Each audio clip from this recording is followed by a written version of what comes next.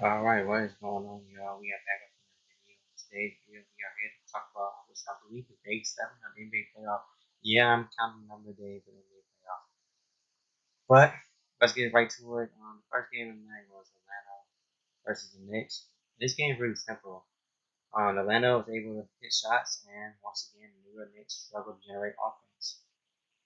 Now, for the Atlanta side of things, this team, in my opinion, is a more talented team. It seems like this offense can be easier for this team. And once again, Trae Young was the tone setter for this team. He's the one who set the tone for his team. He, once again, had a very good floor game. Got to his spots and created offense for his teammates once again. Today, his teammates were not down open threes, which wasn't the case in game 2. Trae Young had 21, 14 assists. Really took off the Knicks defense. Got his teammate very easy open shots. They knock it down today. Now let's talk about New York Knicks. Here's one, here was one of my biggest concerns, coming into the series. And it was the fact lack of playmaking, shot creation, outside of like Julius Randle and Derrick Rose. And that has been a very, very strong case in this series so far. And the reason why I say that is because Julius Randle has been horrible this series. A lot of that has to do with the fact that Atlanta Hawks is loading up on him. And then another thing I noticed is, Tails Biggs, typically Tails Biggs not really much offensive threat. So he really playing Tyus Gibson and Norris was not much offensive threat. And who don't really space the floor out. Who don't really space the floor out, sorry. And they taking that advantage and loading up on Julius Randle. Now Tails, in my opinion, need to find a way to make things easier and create offense for Randle. But right now he has no easy shots. And all those tough shots he's taking during the regular season is not falling down right now. And that's one of my biggest concerns I have about Julius Randle. He's a tough shot maker, and I always been kind of iffy on shot selection. Hasn't always had the best shot selection. This year, I'm really impressed by the way he was making those tough shots, and that's not happening right now. So I am concerned about, I'm very concerned about that on the next standpoint. But this game, nobody besides Derrick Rose came up, showed up to play today. Derrick Rose continues to be great for the Knicks this series. Had 36 and 5, very good shooting from the field. Was the only player today to generate offense. The only player who was creating offense for them. Only player who was making shots for them. And like I said, talking about Julius Randle, he's once again had a horrible game. Shot 2 for 15 from the field. He's really been struggling the series. He's on the looks of it, he's really forcing shots and he's not letting the game come around. He's really forcing the issue. And like I said, Tiff really need to find a way to make offense easier for him. Get some off-ball action from something. Because right, whatever they're doing right now with Randle, he's really struggling. It's not working right now. And then another player I want to talk about who is not after no show in this series is RJ Barrett, man. He had another very disappointing game, in my opinion.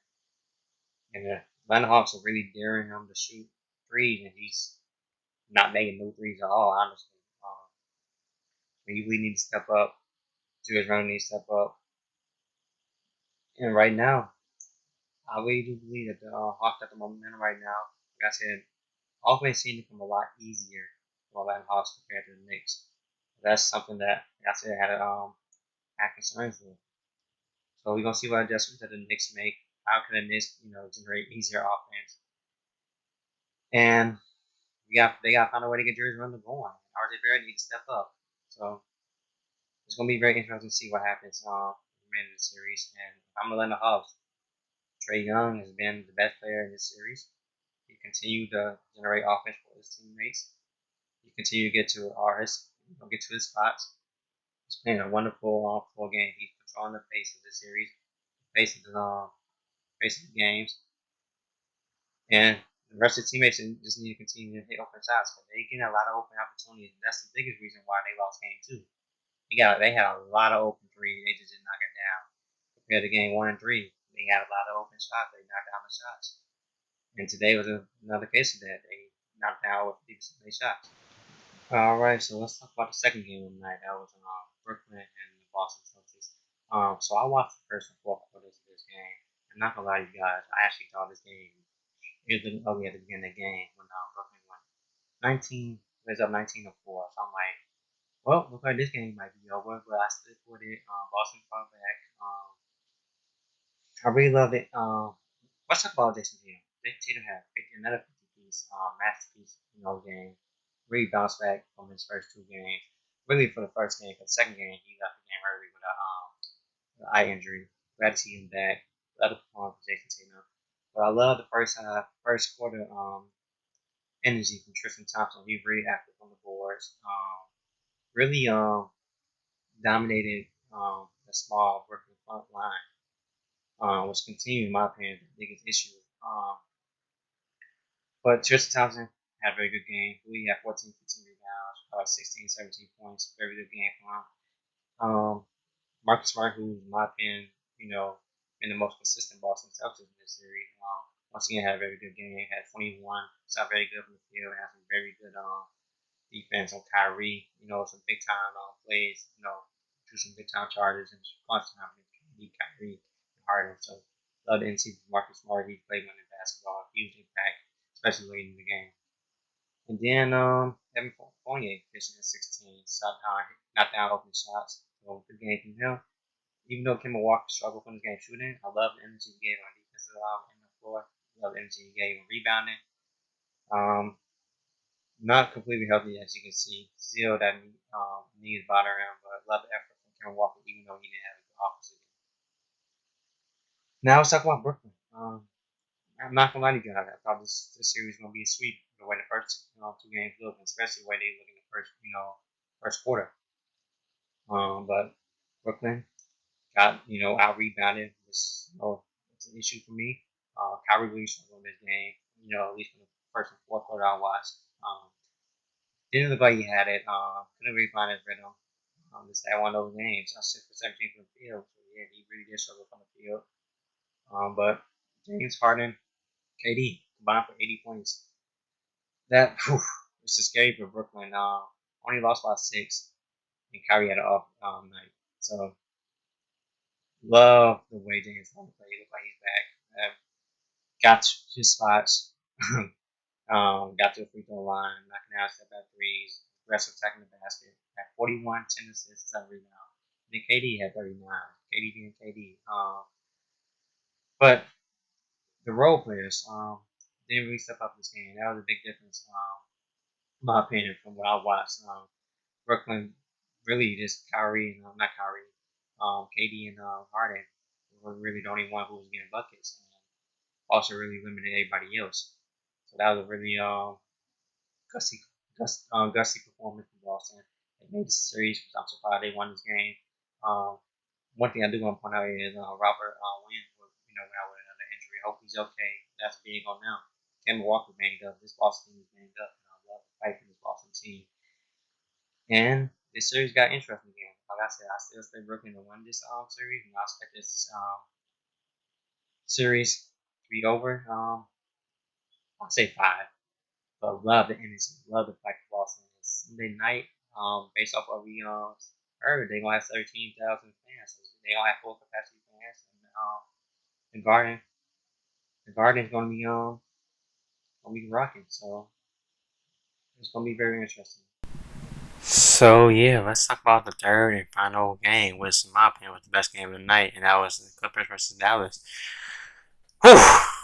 Let's talk about the first 7 minutes of the game because Dallas, they was on fire. Everything looking very bad for the Clippers. I know on Twitter was going crazy about, well, this is the end of Clippers. They went down as many as 19 in the first quarter. What a big time response and performance from the Clippers, man. The fact they went down 19 and they came back and took the lead immediately the next quarter. That shows you the fight this team had. Um, Came away very impressed with the way Clippers respond back to that. But I want to talk about Luka Doncic, man. Luka was incredible once again. Clippers had no answer from him at 44-99. But the one thing I will say about Luka is free throw shooting continues to be an issue for him in this series. That's the one negative from him from the series. Is him free throw shooting, which is weird because his form is pretty solid. I know he usually like a 70% free throw shooter. I would like for him to improve that free throw percentage to about 80%. That's his next step in his game, alongside being continue being more consistent from the three. Because this series right now, he hitting those step back three, which is making him unguardable. But another player I want to talk about is Kristaps Porzingis, man. This man continued to disappoint me time and time again. Had, I think, 8 points today, a non-factor. He just not aggressive enough for me, man. He continued to be like a 7'3" small forward right now. He need to be more aggressive. He need to get down that post, at least get to a mid-range spot, post up more from that mid-range area. He's not even being aggressive. So I don't know what. He just got to play better. Honestly, he just got to play better. But today for Dallas, really, besides Luka, being Luka and being incredible, and then the first 7 minutes of the game, Clippers really outplayed them from the first 7 minutes of the game. Outscored them by, I believe, about 30 for the rest of the game. Tim Hardaway Jr. didn't have a good game, shot 4 for 13, but when I was watching that, he really wasn't getting touches. That made sense, so he couldn't really get himself in the rhythm. Like I said, Porzingis is not good, non-factor, non-existent. Only player I really said that was in rhythm was Jalen Brunson. He was, to me, the second best player for Dallas today. We should continue having one of the best point guards on the bench this season. So good game from Brunson, but they need to stop over relying on Luka so much because every time I see Dallas players get the ball, they look for where's Luka. Dallas adjustment, they just need to be not so over reliant on Luka. And they can do that. I think they'd be fine. Now let's talk about the Clippers. This was just simple. Kawhi and PG, man, was absolutely incredible.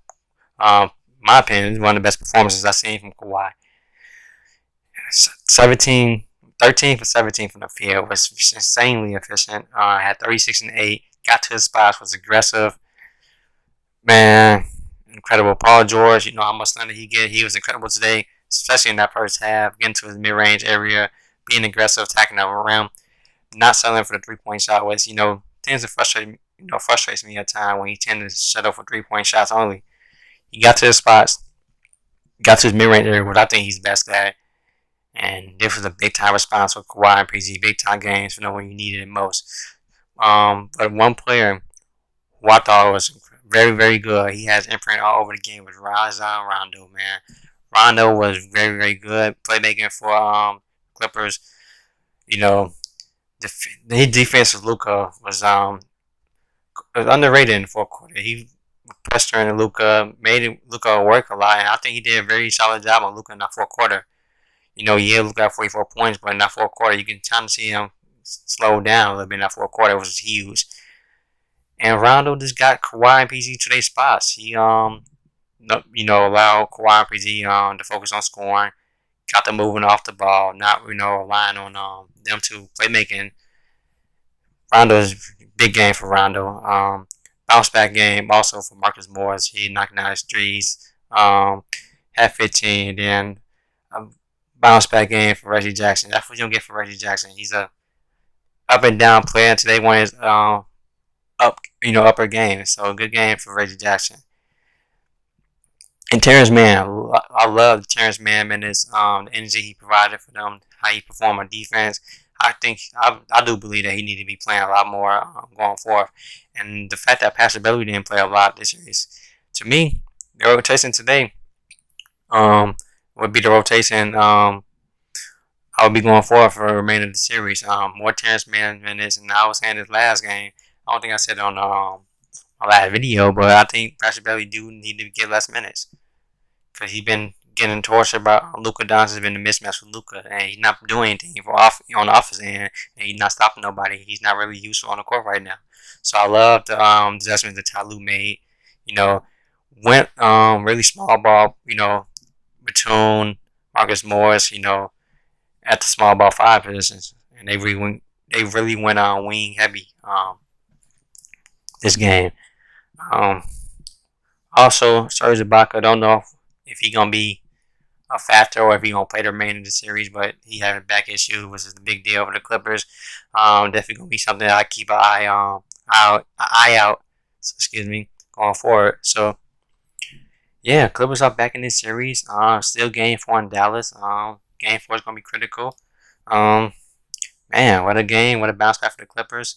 And I know the Clippers slander for Twitter going to have to wait and remain quiet. I love seeing Paul George and Kawhi step up in big time moments. So yeah, we see what the Clippers can do on Game 4. See, his Clippers found something defensively in that fourth quarter against Luka um, for the remainder of the series. So gonna be interesting. Can't wait for Game 4. Big response by Clippers. Um, Dallas continues be hot from three, but they gotta stop over relying on Luka so much. We need Porzingis and need Tim Hardaway and need all the other guys to step up because Luka has been absolutely phenomenal in the series so far. So I'm gonna leave it at that. I'm gonna end the video right there. Let me know in the comment section who you guys got. Who you guys think gonna win the remaining series. Who you guys got about the Atlanta, New York series. Do you guys think the Clippers gonna fight back, make this a series, or do you think Dallas gonna wrap up the series quickly? I think it's gonna be a fight, man. Game 4 gonna be very interesting. And then the Brooklyn and Boston series got entertaining, interesting. And Sunday night, it's gonna be very interesting for all these series. Basketball great so far. As of right now, there's no sweeps right now, but I'm in the video there. Hope you guys enjoy the video. I'll catch y'all later, man, for another recap video tomorrow night. Alright, y'all. Peace out.